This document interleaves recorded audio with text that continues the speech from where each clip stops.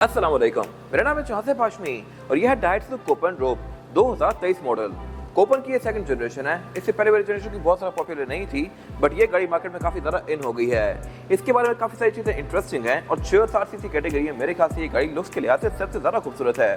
660 CC गाड़ियाँ usually boring family cars होती हैं, लेकिन ये गाड़ी से यंगस्टर्स पर फोकस्ड है। इस तरह से कि ये 2 डोर है, कन्वर्टेबल है, आप इसकी छत को फोल्ड कर सकते हैं। लुक्स के लिहाज से भी इससे एग्रेसिव है भी, टर्बो चार्ज, तो ये तेज भी काफ़ी है। 660 होने की वजह से एवरेज भी अच्छी देगी। और इसके अलावा इस गाड़ी के बहुत सारे पार्ट्स प्लास्टिक के हैं, जैसा कि ये बोनट, फेंडर्स, बैक पे फेंडर्स, डिग्गी, ये सब प्लास्टिक है। और ये गाड़ी है भी 2 टोन में। ये सब चीज़ें मैं डिटेल में कवर करूंगा आगे जाके। फिलहाल अगर बात की जाए इस गाड़ी की प्राइस की, तो इसकी डिमांड 57 लाख रुपीस है। ये 23 मॉडल है और सेकंड मोटरस्पोर्ट के पास अवेलेबल है। अगर आपने इसके बारे में कोई इन्फॉर्मेशन लेनी है तो आप दिए गए नंबर पे कॉल कर सकते हैं, या फिर आप सेकंड मोटरस्पोर्ट को विजिट कर सकते हैं, जो कि रावलपिंडी में DH2 के गेट 1 के ऑपोजिट लोकेटेड है। हमारी एक और ब्रांच भी है रावलपिंडी में मरी रोड पे। Overall it's a good cute convertible car and today I am going to review it.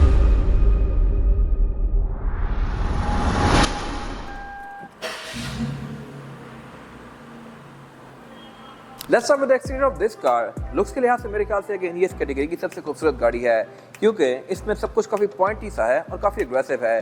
Headlight इसमें अच्छी खासी बड़ी दी गई है 660 सीसी गाड़ियों के हिसाब से, और इसकी जो डीआर है ये काफ़ी नीचे तक कंटिन्यू करती है हैवल जुलियन की तरह, जो कि मेरे ख्याल से इसकी लुक्स को काफ़ी अच्छा बना रही है। बाकी फीचर्स के लिहाज से भी गाड़ी डिसेंट है। इस तरह से कि इसकी हेडलाइट्स बाइज राउंड प्रोजेक्शन लैंप के साथ हैं। DRL इसकी LED में है ऑब्वियसली, फिर फॉग लैंप भी इसके हैं, लेकिन ये हैलोजन में है। करेक्ट लाइंस वगैरह यहाँ पे काफ़ी शार्प और स्ट्रॉन्ग दी गई हैं। इसके फ्रंट पे एक कोपन की बैजिंग दी गई है। अब कोपन के पीछे भी बेसिकली एक साइंस है, और वो ये है कि सी से कन्वर्टेबल और ओपन से ओपन, कन्वर्टेबल ओपन कार, जो कि ये गाड़ी है और इसका नाम भी कोपन रखा गया है। फिर कोपन की ये सेकंड जनरेशन है। इससे पहले भी इसकी एक जनरेशन आ रही थी, लेकिन वो इतनी ज़्यादा पॉपुलर नहीं थी। ये गाड़ी अब मार्केट में काफ़ी ज़्यादा इन होती जा रही है। और इसके अलावा इस गाड़ी के बारे में एक इंटरेस्टिंग फैक्ट भी है, और वो ये है कि ये गाड़ी 2 टोन में है। इसकी छत जब ओपन होती है तो वो ब्लैक कलर की है। इसी तरह इसके जो ये विंडशील्ड के साथ वाले जो पिलर्स हैं ये भी ब्लैक कलर के हैं, साइड मिरर भी इसके ब्लैक हैं, और इसके अलावा इसके डोर हैंडल्स जो हैं ये सिल्वर कलर के हैं। तो ये गाड़ी बेसिकली 3 टोन में है। रिम और डोर हैंडल का कलर सेम है, छत और इसके अलावा ये साइड मिरर वगैरह का सेम है। बाकी गाड़ी ये सिर्फ ऑरेंज है। और इसके अलावा बाकी ग्राउंड क्लियरेंस के लिहाज से भी गाड़ी डिसेंट है। ये पाकिस्तान आपको बिल्कुल भी तंग नहीं करेगी। और अगर बात की जाए इसकी एब्सोल्यूट साइड प्रोफाइल की, तो साइज के लिहाज से मोस्टली 660 सीसी गाड़ियों जितनी ही है, लेकिन हाइट में उससे काफ़ी कम है। इसकी छत ओपन होने के बाद भी ये गाड़ी मेरे सिर्फ यहाँ लगाती है, जो कि 660 सीसी गाड़ियाँ यूजुअली काफ़ी ऊंची होती हैं। तो हैंडलिंग और रोड प्रेजेंस के लिहाज से ये गाड़ी ज़्यादा बेहतर है, जबकि 660 सीसी गाड़ियाँ जो बाकी होती हैं उनमें हेडरूम काफ़ी स्पेशियस होता है, एंट्री और एग्जिट आसान होती है। इसमें एंट्री और एग्जिट की बहुत आसान नहीं है। और इसके बारे में एक और इंटरेस्टिंग फैक्ट ये है कि ये गाड़ी 2 डोर ही आती है। बैक पे इसमें लोग नहीं बैठ सकते। इसके अलावा अगर मैं एंटर होना चाहूँ तो छत खुले हुए तो मैं बहुत आसानी से बैठ जाऊँगा इसमें, लाइक दिस। लेकिन अगर छत बंद होगी इसकी तो फिर मेरा हेडरूम थोड़ा सा कॉम्प्रोमाइज हो जाता है और इसमें निकलना बैठना थोड़ा सा मुश्किल हो जाता है। बाकी इस गाड़ी के बारे में एक और इंटरेस्टिंग चीज़ ये है कि जो अंदर ये गाड़ी है ये ब्लैक ही है। ये इटसेल्फ गाड़ी भी 2 टोन है। इसका फ्रेम ये ब्लैक में है, जिसके साथ इसकी फेंडर्स, बॉडी किट्स वगैरह बोल्ट की भी हैं। इसके साइड पे सिर्फ ये जो इसके डोर्स हैं ये मेटल लोहे के हैं, जबकि बाकी ये गाड़ी अंदर लोहे की है, जबकि fenders, body kits, front fender, bonnet, ये सब कुछ इसका प्लास्टिक का है। इतना ज़्यादा प्लास्टिक मैंने इससे पहले किसी गाड़ी पे नहीं देखा। और इसके अलावा ऑब्वियसली इसमें स्मार्ट एंट्री भी आती है, कीलेस एंट्री। फिर इसके अलावा यहाँ पे मैटी सारी पूरी दी गई हैं। इसमें हेडरेस्ट के पीछे ये रोल बार दिए गए हैं। अगर इनके सब क्रैश ये गाड़ी उलट जाती है तो ये आपके हेडरेस्ट को काफ़ी हद तक बचाएंगे, आपको सर को बचाएंगे। वरना यहाँ पे पीछे कोई पिलर वगैरह है नहीं तो ये चीज़ क्रैश हो सकती है। इस चीज़ को अवॉइड करने के लिए यहाँ पे प्रॉपर लोहे के बार्स हैं। फिर इसके बीच में ये विंड डिफ्लेक्टर भी दिए गए हैं, जैसे कि प्रॉपर कन्वर्टेबल कैब्रियोलेट कार्स में आते हैं। और इसके अलावा इसकी जो छत है वो यहाँ फोल्ड होती है। बाय द वे इसकी छत भी हार्ड टॉप है, कपड़े की छत नहीं है जैसे मर्सिडीज वगैरह में आती है, प्रॉपर छत है। बट इसका एक ड्रॉबैक है, और वो ये है कि ये डिग्गी की जगह बहुत सारी ले जाती है। तो इन शॉर्ट इसमें डिग्गी है ही नहीं। इसमें ये जो जितना भी एरिया है बैक पे, इसमें इसकी छत ही फोल्ड होती है। अब इसकी छत को ओपन क्लोज करने का एक तरीका है। अंदर बैठेंगे आप और सेंटर में एक बटन दिया गया है, नीचे की तरफ प्रेस करूंगा तो इसकी छत वापस बंद हो जाएगी, लाइक दिस।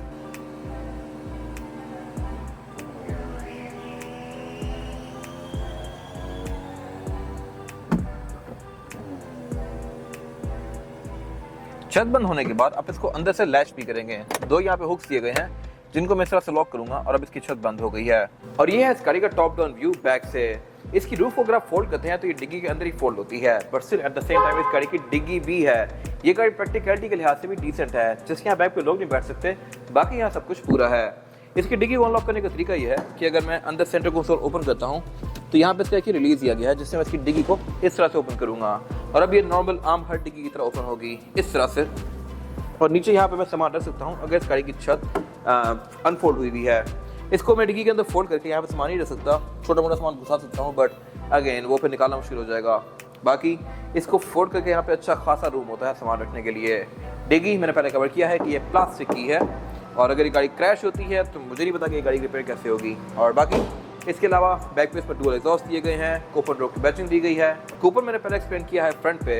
रो बेसिकली इसका एक सेंटर वाला वेरिएंट है, इससे नीचे भी वेरिएंट आता है, ऊपर भी एक वेरिएंट आता है।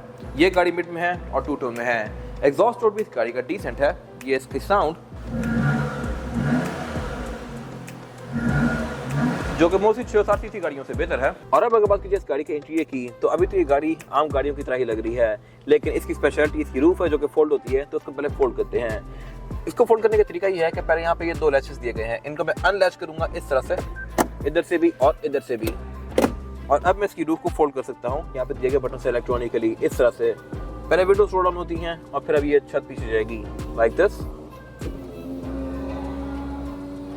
और अब ये गाड़ी बहुत मजेदार लग रही है। मैंने इससे पहले कुछ कैब्रियोलेट कार्स वगैरह चलाई भी हैं, यूज़ की हुई हैं। ये गाड़ी भी उन जितनी ही फिट लगती है छत खोल के। हालांकि है ये गाड़ी सिर्फ 6-7 सीसी, 20 की एवरेज लेते हुए आप कन्वर्टेबल शहर में ही फिर सकते हैं, आराम से एंजॉय कर सकते हैं इसमें। खैर उस सब पे मैं आगे बात करूंगा। अभी फिलहाल अगर बात की इस गाड़ी के स्टीयरिंग व्हील की, तो ये पूरा ही लेदर स्टिच है और ये काफी हद तक वैसे ही है जैसा कि मूव वगैरह में आता है। ये स्टीयरिंग व्हील टिल्ट वाला है, टेलीस्कोपिक नहीं है, और ये है भी मल्टीमीडिया वाला। बाकी अगर बात की जाए कंट्रोल की, तो ये इसमें ऑटोमेटिक है और इसके अलावा बीटर बीच के काफी हद तक 6-7 सीसी गाड़ियों जैसा ही है। डैशबोर्ड इसका साइज के लिहाज से थोड़ा ज़्यादा श्रिंक है कंपेयर टू बाकी गाड़ियाँ, क्योंकि ये गाड़ी चौड़ाई में थोड़ी सी कम है। यहाँ पे 2 ही लोग बैठ सकते हैं, बैक पे सीट्स है ही नहीं, तो ये गाड़ी बेसिकली 2 लोगों के लिए डिज़ाइन की गई है, लेकिन 2 लोगों के लिए फीचर्स यहाँ पे इनफ हैं। सेंटर में इसकी स्क्रीन दी गई है जिसमें ब्लूटूथ, ऑक्स, नेविगेशन ये सब इनेबल्ड है। और इसके अलावा सेंटर में एयर वेंट इसमें एक ही आता है जो कि अच्छा खासा बड़ा है और एयर फ्लो के लिहाज से ठीक है। ये मेरे ख्याल से कि आपको खास तंग नहीं करेगा, लेकिन अगर ड्राइवर ने इसको अपने ऊपर किया हुआ है तो पैसेंजर के लिए सिर्फ एक ही एयर वेंट बच जाएगा। मेरे ख्याल से ये चीज़ बेहतर हो सकती थी, बट क्योंकि ये गाड़ी है ही इतनी छोटी सी, इतना छोटा सा कैबिन है इसका, तो यहाँ पे एक एयर वेंट भी काफ़ी है। बाकी इसके अलावा फीचर्स यहाँ पे डिसेंट हैं, जगह जगह कार्बन फाइबर की ट्रिम्स दी गई हैं, इसमें पोस्ट स्टार्ट भी आता है, क्लाइमेट कंट्रोल ऑटोमेटिक है और बट है ये सिंगल जोन ही। फिर इसके अलावा इसमें गेयर सेलेक्टर जो है ये भी काफ़ी स्लीक और क्यूट सा है पूरी गाड़ी की तरह, और इसमें जो गेयर सिलेक्शन है वो है PRND और स्पोर्ट्स यानी मैनुअल में करके आप इसको मैनुअली भी चला सकते हैं इस तरह से। ये चीज़ भी काफ़ी कम 6-7 सीसी गाड़ियों में होती है, इसमें है। बाकी इसके अलावा फिर पीछे यहाँ पर सारी बेसिक चीज़ें हैं, पार्किंग ब्रेक है, नॉर्मल विंडोज के कंट्रोल इसके यहाँ सेंटर में दिए गए हैं। वैसे गाड़ियों में यहाँ पे होते हैं, इसमें यहाँ नहीं है, I am not sure why. Driver की विंडोज में सिंगल टैप वाली है जिसको मैं सिंगल टैप से रोल डाउन रोल अप कर सकता हूँ लाइक दिस। और इसके अलावा स्पीकर इसमें 4 आते हैं, 2 डोर्स में, 2 ऊपर यहाँ पे ट्वीटर्स। फिर इसके अलावा अगर बात कीजिए सेंटर वाले एरिया की, तो इसकी फ्रंट दोनों सीट्स हीटेड भी हैं, जो कि अगर मेरे ख्याल से एक बहुत ज़बरदस्त चीज़ है। 6-7 सीसी गाड़ियों में आ रही होती हैं, बट इस तरह की गाड़ी में ये चीज़ें काफ़ी रेयर होती हैं, बट इसमें ली गई हैं। बाकी इसके अलावा इससे पीछे इसका सेंटर कंसोल दिया गया है और ये भी इंटरेस्टिंग है। इस तरह से अगर मैं इसको ओपन करता हूँ तो यहाँ पे एक बटन दिया गया है और ये इसका ट्रंक रिलीज है। डिग्गी है, इसकी यहाँ से अनलॉक करेंगे। इसका ट्रंक और हुड का रिलीज दोनों ही वियर्ड हैं। ट्रंक रिलीज यहाँ पे है, हुड का रिलीज इसका यहाँ पे दिया गया है। इधर से मैं इसका बोनट खोलूंगा दराज में से और फिर इस दराज में इसकी डिग्गी खुलेगी। मेरे ख्याल से चीज़ें बेहतर हो सकती थी।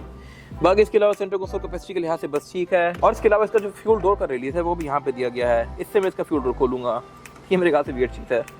बाकी इसके अलावा मैं इस पैनल को लॉक कर सकता हूँ। पीछे 2 कप होल्डर्स दिए गए हैं, एक नेट दिया गया है जहाँ पर मैं अपनी फाइल या छोटा मोटा सामान रख सकता हूँ। और अगर बात कीजिए सीट्स की, तो इसमें ये सीट बेल्ट दी गई हैं। सीट्स आप एडजस्ट कर सकते हैं कुछ हद तक, लेकिन इनकी खास एडजस्टमेंट्स नहीं है। इसके अलावा बैक पे विंड रिफ्लेक्टर दिया गया है जो कि मैंने बाहर से कवर किया था। और जहाँ तक बात है कैपेसिटी की, तो ये गाड़ी आराम से 2 लोगों को अकोमोडेट कर सकती है। लेगरूम मेरे पास बहुत सफिशिएंट है। हेडरूम इसमें थोड़ा सा कॉम्प्रोमाइज होता है, बट वो भी मेरे ख्याल से मेजॉरिटी लोगों के लिए ठीक ही होगा। इसके बाद अगर बात कीजिए इस गाड़ी के इंजन की, तो इंजन इसमें एक ही ऑफर होता है, 6-7 सीसी टर्बोचार्ज्ड। ये गाड़ी 67 हॉर्स पावर प्रोड्यूस करती है, जो कि सफिशिएंट है बॉडी साइज के लिहाज से, क्योंकि एक तो ये गाड़ी काफी छोटी सी है और बाकी मोस्टली 6-7 सीसी गाड़ियों से भी छोटी है, प्लस टर्बोचार्ज है, तो ये गाड़ियों को परफॉर्मेंस के लिहाज से कहीं भी तंग नहीं करेगी। और इसके अलावा ये गाड़ी आराम से 13 सीसी गाड़ियों के साथ कम्पीट कर सकती है। फिर इसके अलावा ये गाड़ी क्योंकि कन्वर्टेबल है, तो ये एरोडायनामिक भी काफ़ी है और हाइट के लिहाज से भी लो है, तो अगेन इसकी ड्रैग थोड़ी ज़्यादा बेहतर है एज़ कम्पेयर टू बाकी 6-7 सीसी गाड़ियाँ या इवन 1000 सीसी गाड़ियाँ भी। जहाँ तक बात है एवरेज की, तो ये गाड़ी आपको 20 प्लस की एवरेज आराम से दे सकती है। ये इनलाइन 3 सिलेंडर इंजन है। इंजन भी इसका काफी टाइट है क्योंकि इसके टर्बो इंजन के काफी सारे कंपोनेंट्स हैं जो कि आम इंजन से ज़्यादा बड़े होते हैं, और ये गाड़ी सेल्फ भी थोड़ी छोटी सी है। और इसके अलावा इसमें फिर फीचर्स के नाम पे ABS भी आती है और ट्रैक्शन कंट्रोल भी आता है। फिर इसके बारे में एक चीज़ इंटरेस्टिंग है, और वो ये है कि इसके जो ये फेंडर्स हैं फ्रंट के, ये और इसका जो बोनट है ये प्लास्टिक का है, तो ये मेरे ख्याल से एक इंटरेस्टिंग चीज़ है। इसके बाद अगर बात कीजिए इसका टायर साइज की, टायर साइज ऑफर करती है कूपन, ये है 165, 50 और 16। इसमें 16 इंचेस का रिम है जो कि यूजुअली आपको सेवी के गाड़ी में देखने को मिलता है। इन गाड़ियों में 14 या 15 इंचेस के आते हैं, तो इसमें अच्छा खासा बड़ा रिम दिया गया है। और इसकी टायर की प्रोफाइल भी पतली है, तो ये लो प्रोफाइल लग रहा है देखने में। बाकी इस गाड़ी में टायर ब्रिजस्टोन पोटेंसा है जो कि एक अच्छा टायर है और ये आपको 50-60 किलोमीटर तक की चढ़ाई प्रोवाइड करेगा।